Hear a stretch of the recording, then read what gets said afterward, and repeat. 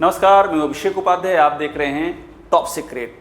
ये जो तस्वीर आपको दिखाई दे रही है, इसमें लिखा हुआ है शिक्षा सेवा चयन आयोग। नीचे है एलंगंज प्रयागराज। मैं इलाहाबाद विश्वविद्यालय का छात्र रहा हूँ और एंजाव हॉस्टल में रह करके पढ़ाई की है। एलंगंज से अच्छी तरह हम सब वाकिफ़ हैं, जो कि इलाहाबाद अब प्रयागराज कहते हैं, वहाँ रह चुके हैं। और इस आयोग, ये जो आयोग है शिक्षा सेवा चयन आयोग, चूँकि ये अभी हाल का आयोग है, लेकिन प्रयागराज में रहते हुए जो नौकरियों की तैयारी करते हैं, शिक्षा से जुड़ी नौकरियों की तैयारी के लिए, उनके लिए ये आयोग किसी तीर्थ स्थल से कम नहीं है। वे इसे मंदिर जैसा पवित्र मानते हैं। मगर इस आयोग में क्या हो रहा है, इसके बारे में तो सोचना ही पड़ेगा, क्योंकि जो हो रहा है वो आपकी कल्पनाओं से भी परे है। एक एक करके मैं आपको दिखाता हूँ। देखिए, ये उत्तर प्रदेश शिक्षा सेवा चयन आयोग डेट है 4 सितंबर का की उनकी विज्ञप्ति है। इसको पढ़िएगा, ये बहुत कुछ कहती है। जो आप पढ़ पाएंगे वो भी, और जो आप पढ़ने के बाद भी समझ नहीं पाएंगे वो भी। ये अपने आप में भविष्य दृष्टा है। ये जो विज्ञप्ति है, इसमें देखिए क्या लिखा है।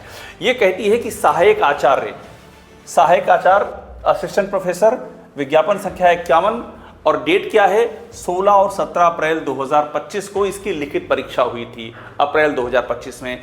अब 910 पद थे, 33 विषय। 4 सितंबर को इन्होंने कहा कि हमने लिखित परीक्षा में सफल अभ्यर्थियों का परिणाम घोषित कर दिया है। रिटन एग्जामिनेशन लिया अप्रैल में, और सितंबर में कहा हमने रिजल्ट घोषित कर दिया है। यहाँ तक आपको लग रहा होगा सब ठीक है, मुझे भी लग रहा है ठीक है। आगे चलते हैं। ये कहते हैं कि अब साक्षात्कार होगा। भाई, रिटन का एग्ज़ाम घोषित कर दिया है, तो रिटन का रिजल्ट घोषित कर दिया है, तो साक्षात्कार होगा। सबको समझ में आता है। कहते हैं 2 चरणों में होगा, 25/9 से 8/10, यानी 25 सितंबर से 8 अक्टूबर, और 28 अक्टूबर से लेकर के 4 नवंबर तक 2 चरणों में इंटरव्यू होंगे। और जो उसकी विषयवार तिथिवार सारी सूचना वेबसाइट पे आपको दे देंगे। दुनिया भर की बातें कहते हैं। या तारीख ध्यान रखिएगा, तारीख है 4/9/2025। थोड़ा और इसको और दिखा देते हैं नज़दीक से आपको। ये 4/9/2025 की ये डेट है। अब आपको अगली तस्वीर हम दिखाते हैं, ये ध्यान देने वाली है। ये तस्वीर क्या कहती है, ये आवश्यक सूचना है। मतलब ये 4/9 यहाँ भी लिखा है, 4/9 को ये रिजल्ट आता है और उसके बाद आवश्यक सूचना आ जाती है। और इस सूचना में लिखा होता है कि अभ्यर्थियों द्वारा लगातार प्रत्यावेदन दिया जा रहा है, और ऐसे में जो साक्षात्कार की इंटरव्यू की डेट हमने कही थी, वो पृथक रूप से बाद में घोषित करेंगे, अलग से घोषित करेंगे। और अभी जो उनकी आपत्तियां हैं, वो आपत्तियां 3 अक्टूबर तक दे दीजिए। अब आप सोचिए, ये कैसा आयोग है और यहाँ क्या हो रहा है। आपने रिटन एग्जामिनेशन का आपने रिजल्ट घोषित कर दिया, और आपने इंटरव्यू भी घोषित कर दिया। उसके बाद आपको समझ में आया कि ये ऑब्जेक्शन वाली प्रोसेस भी होती है, जिसे आप ओवरलुक कर गए, आपने स्किप कर दिया। ये स्टैंडर्ड प्रोसीजर है। कोई भी एग्जामिनेशन होता है, उसका रिजल्ट होता है, तो उसमें पहले आपत्तियां मनाई जाती हैं।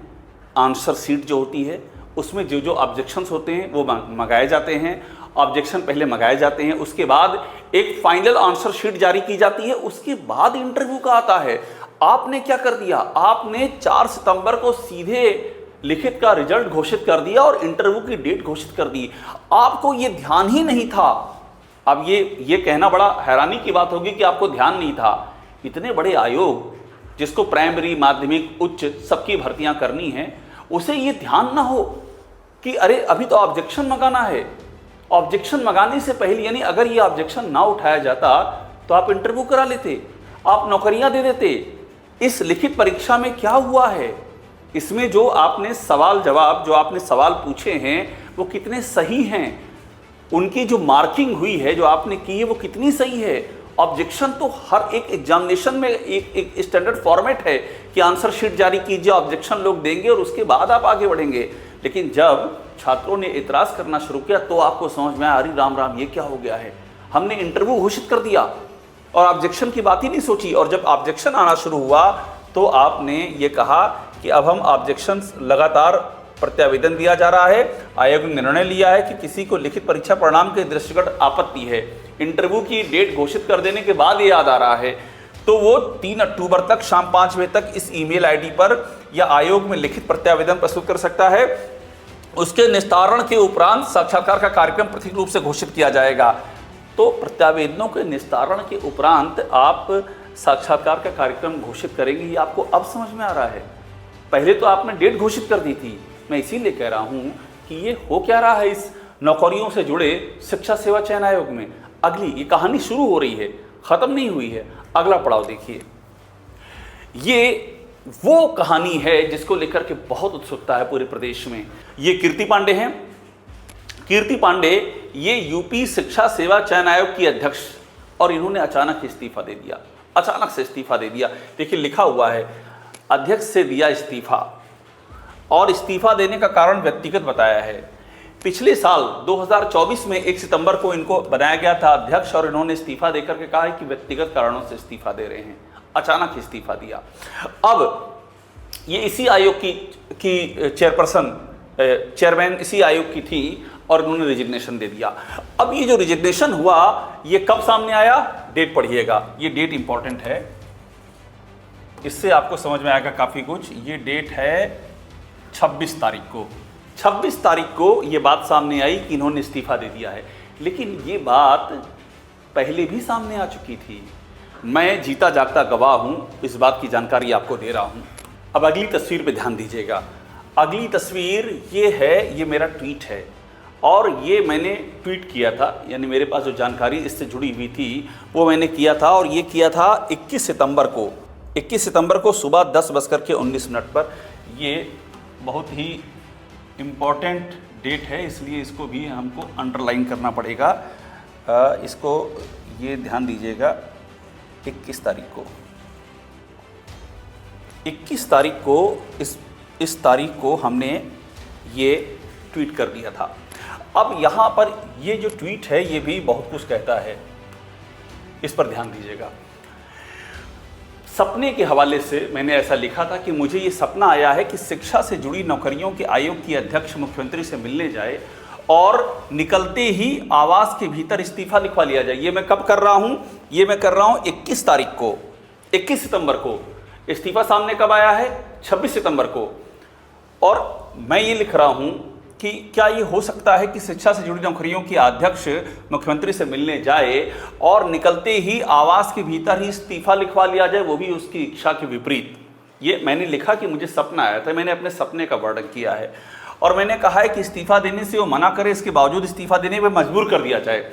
ये आज रात देखा हुआ मेरा स्वप्न, यानी कि 20 तारीख की रात में मैंने अपने सपने का जिक्र किया है। 21 तारीख को मैंने ये ट्वीट किया है।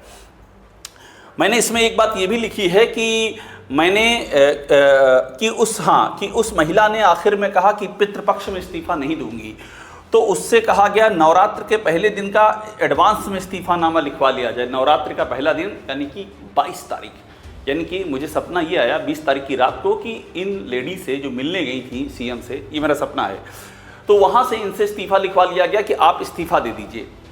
और इन्होंने कहा पितृपक्ष चल रहा है, मैं कैसे दे दूँ, तो कहा गया चलिए एडवांस में लिखिए, नवरात्रि यानी कि 22 तारीख का इस्तीफा लिखिए।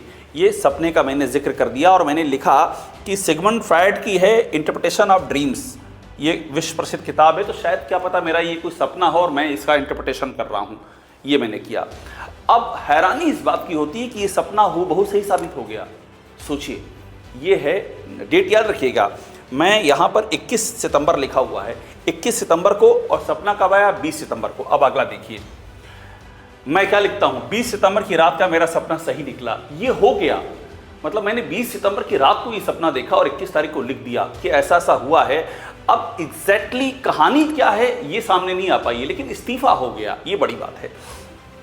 26 सितंबर को कार्यालय क्या पाता है, 26 तारीख को, और उसमें लिखा जाता है कि नवरात्र की पहली तारीख यानी 22 सितंबर का इस्तीफा सामने आ जाता है। ये सपना देखिए कैसे सच साबित होता है।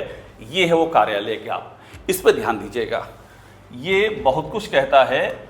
इसमें 2 तारीखें बड़ी महत्वपूर्ण हैं। पहली तारीख क्या है, देखिए ये आया है 26 सितंबर को।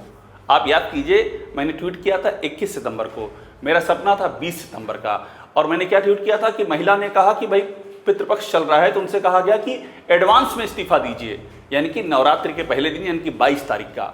अब यहाँ पर क्या लिखा है, यहाँ लिखा है कि कीर्ति पांडे ने और इनको नियुक्ति प्रदान की गई थी, इन्होंने त्यागपत्र दे दिया है, व्यक्तिगत कारणों से इन्होंने त्यागपत्र दे दिया है और 22 तारीख को दे दिया है। देखिए आ गया नवरात्रि के पहले दिन 22 तारीख, एग्जैक्ट मेरा सपना 20 तारीख का सपना मैं 21 को लिखता हूँ, 26 तारीख को कार्यालय ज्ञाप आता है और वही 22 तारीख इसमें लिखी होती है। अब ये क्या था, ऐसी कोई दैवी शक्ति तो मुझे लगता नहीं है कि मेरे अंदर है, पर ये किस बात का संयोग था या किस बात का प्रयोग था, ये तो अब जांच का विषय है। स्वप्नदर्शी जो होते हैं, जो इंटरप्रिटेशन करते हैं ड्रीम्स का, वो भी जांच कर लें और सरकार की एजेंसियां भी जांच कर लें। आगे बढ़ते हैं क्योंकि ये कहानी बहुत ही दिलचस्प हो चली है।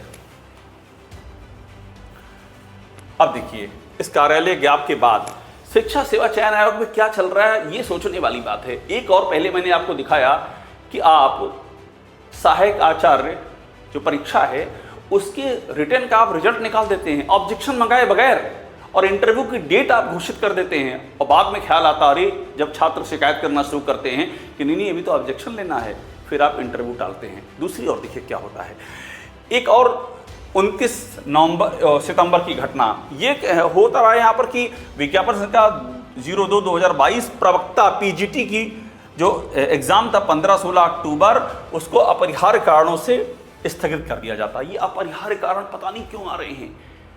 एक बार आप अचानक से आप रिटर्न का रिजल्ट निकाल देते हैं बिना ऑब्जेक्शन मंगाए, इंटरव्यू डिक्लेयर कर देते हैं, आपको वो रद्द करना पड़ता है, आपको फिर ऑब्जेक्शन मंगाने पड़ते हैं, फिर जो चेयरपर्सन हैं वो जो है उनका व्यक्तिगत कारणों से अचानक से इस्तीफा हो जाता है। फिर ये देखिए ये जो पीजीटी की परीक्षा है, ये लिखित परीक्षा अपरिहार्य कारणों से स्थगित हो जाती है। मतलब अपरिहार्य कारणों से क्या क्या हो रहा है इस आयोग में, ये अपने आप में हैरानी का विषय है। अब ये भी बहुत दिलचस्प मामला है।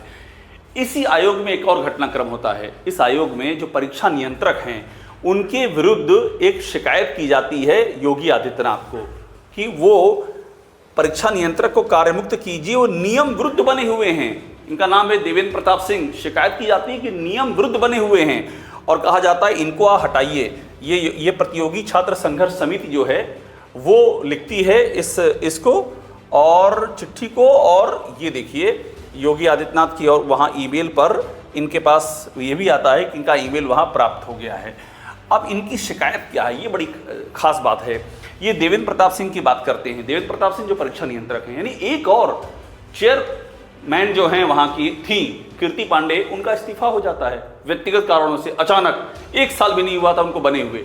और दूसरी ओर ये परीक्षा नियंत्रक है देवेंद्र प्रताप सिंह, ये शिकायत कहती है कि 3 अक्टूबर 2024 को ये कार्यमुक्त किए जा चुके हैं। राजर्ष टंडन मुक्त विश्वविद्यालय के कुल सचिव ने सूचित किया है कि इनको 3 अक्टूबर को कार्यमुक्त कर दिया गया है और इसलिए 5 फरवरी 2025 को नवीनीकरण विरोधाभासी है। मतलब इनका रिन्यूअल चल रहा है। ये शिकायत कहती है कि इनको ऑलरेडी कार्यमुक्त किया जा चुका है, फिर भी इनको रिन्यू कर दिया गया है। और इसके बाद यूपी शासन ने इनके रिन्यूअल को 27 मई 2025 को रद्द कर दिया, यानी कि विश्वविद्यालय में देवेंद्र प्रताप सिंह की निर्धारित सेवा समाप्त हो गई। इसलिए अब वो शिक्षा सेवा चयन आयोग में उनकी प्रतिनियुक्ति स्वतः समाप्त हो जाती है। इस कहानी को समझिए। इनका रिन्यूअल शासन ने, जो शिकायत कहती है शासन ने रद्द कर दिया है, इनकी प्रतिनियुक्ति समाप्त हो जानी चाहिए, लेकिन ये अपने पद पे बने हुए हैं। ये शिकायत कहती है, ये शिकायत चली गई है सीएम के पास में। इस पर क्या एक्शन होगा ये अभी क्लियर नहीं है। लेकिन आप ये पूरी कहानी जब देखेंगे शुरू से लेकर के आखिर तक, ये सब मैं घुमाते जा रहा हूं, तो आपको ये समझ में आएगा कि कुछ तो ऐसा है जो आपको सोचने पर मजबूर कर रहा है। योगी आदित्यनाथ की तस्वीर देखिए और ये शिक्षा सेवा चयन आयोग देखिए, और इस पर्सपेक्टिव में इसको देखिए कि उत्तर प्रदेश में जो परीक्षाएं जो छात्रों के भविष्य के लिए होती हैं, कितनी बार पेपर लीक हुए हैं, कितनी बार परीक्षाएं स्थगित की गई हैं। हाईकोर्ट के अंदर मानना पड़ा है यूपीएससी को, उत्तर प्रदेश लोक सेवा आयोग को, कि परीक्षाओं में गड़बड़ी हुई है। ऑन रिकॉर्ड मानना पड़ा है। छात्रों ने कितने आंदोलन किए हैं, कितने प्रदर्शन किए हैं, और उसके बाद भी ये हाल है। इस तरह की चीज़ें हो रही हैं शिक्षा सेवा चयन आयोग में। तो ऐसे में कई गंभीर सवाल खड़े होते हैं, और ये सवाल इसलिए ज़्यादा गंभीर हैं क्योंकि ये छात्रों के भविष्य का मामला है।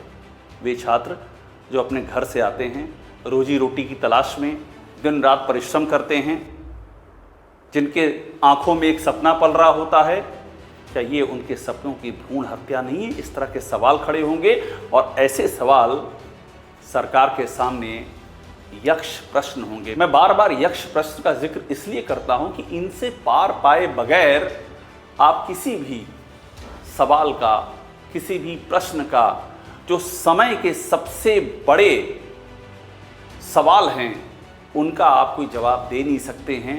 आप लाख कोशिश करें, लाख आप अपने दिलासा और आश्वासन और भाषणों का पूरा आप एक तरह से आप उनकी नदी बहा दें, लेकिन आप छात्रों के जहन में जिस तरह का अविश्वास पैदा हो रहा है, आप उस अविश्वास को ख़त्म नहीं कर सकते हैं। यही इस दौर का क्रूर यथार्थ है और यही शिक्षा सेवा चयन आयोग की असली कहानी है। टॉप सीक्रेट को देखते रहिए, लाइक कीजिए, सब्सक्राइब ज़रूर कीजिएगा।